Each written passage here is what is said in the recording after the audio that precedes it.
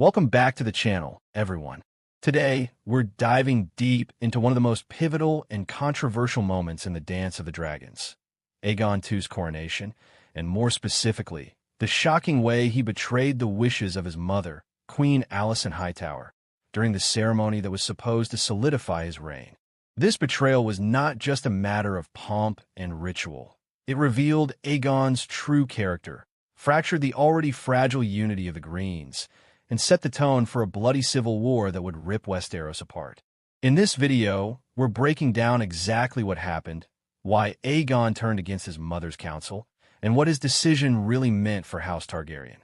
So buckle in, because this is going to be a long, detailed journey into ambition, family, betrayal, and the politics of fire and blood. To understand why Aegon's betrayal at his own coronation mattered so much, we first need to revisit the tense political climate leading up to that moment. King Viserys I Targaryen had ruled for decades, and his reign was marked by relative peace. But the question of succession cast a shadow over his entire kingship. Viserys had declared his daughter, Princess Rhaenyra, his heir when she was still a child. He reaffirmed that decision multiple times, despite pressure from the Hightowers and other lords who questioned the wisdom of a woman inheriting the Iron Throne. When Viserys died, Alicent Hightower, his widow, and Otto Hightower, the Hand of the King, seized the opportunity to crown Aegon instead. They argued that the realm would not accept a woman ruler, and that Viserys' dying words, misunderstood or manipulated, supported Aegon's claim. The Greens rushed to stage a coronation before Rhaenyra could press her rightful claim. But even within the Green faction, there were cracks. Alicent, for all her ambition, wanted her son's reign to be orderly, legitimate, and guided by moderation. Otto envisioned a realm stabilized through cautious diplomacy. Aegon, however, was restless, arrogant, and hungry for adoration. This clash of intentions was about to explode during the very ceremony that was meant to unite them. Alicent's vision for Aegon's coronation was clear. She wanted dignity, solemnity, and a sense of continuity with the rule of King Viserys. The Hightowers had built their strategy around appearances. If they could present Aegon as the rightful, divinely chosen ruler, the realm might be persuaded to accept him over Rhaenyra. Alicent insisted on a measured approach. Aegon would be crowned in a holy ceremony blessed by the faith of the Seven, underlining his piety and his legitimacy. Her intention was to wrap her son's controversial claim in the veil of tradition and morality. She counseled Aegon to be humble, to let the people see him as a reluctant ruler burdened by duty rather than as a power-hungry usurper. This was key to Alicent's plan.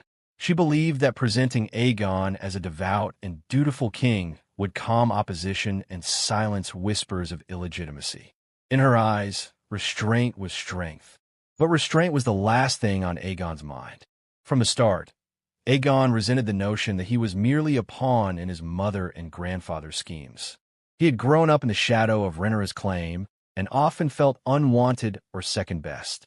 Years of indulgence, arrogance, and feelings of inadequacy had shaped him into a man who craved recognition. Deep down, Aegon wanted to be more than the carefully packaged image Alicent wished to present. He wanted to be adored by the people, celebrated as a conqueror, not pitted as a boy king who fell into the throne by chance. So when the coronation day arrived, Aegon decided to put his own stamp on the ceremony. He would not bow meekly to his mother's careful script. Instead, he would assert himself in front of the realm. His betrayal of Alicent's wishes wasn't just an act of defiance. It was his way of telling Westeros, and perhaps Alicent herself, that he was the king now, not her puppet. Let's walk through the coronation itself. The Great September of Baelor was chosen as the setting, emphasizing the faith's blessing upon Aegon's rule. Lords and small folk alike were gathered, their eyes fixed on the boy who was about to claim the most powerful throne in Westeros. Alicent's instructions had been simple: keep it solemn. But Aegon, emboldened by the spectacle, made choices that went directly against her counsel.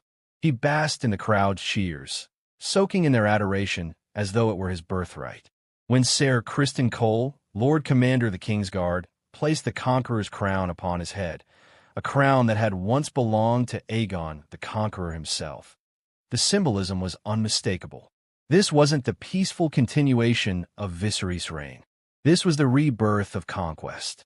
Instead of humility, Aegon raised Blackfire, the Valyrian steel sword of Aegon the Conqueror, high into the air, presenting himself not as a cautious ruler, but as a warrior king. The crowd roared in approval, and in that moment, he saw what he wanted, the love and excitement of the people. He had chosen adoration over caution, spectacle over subtlety, and in doing so, betrayed the very foundation of Alicent's plan. Now, some may wonder, how exactly was this a betrayal?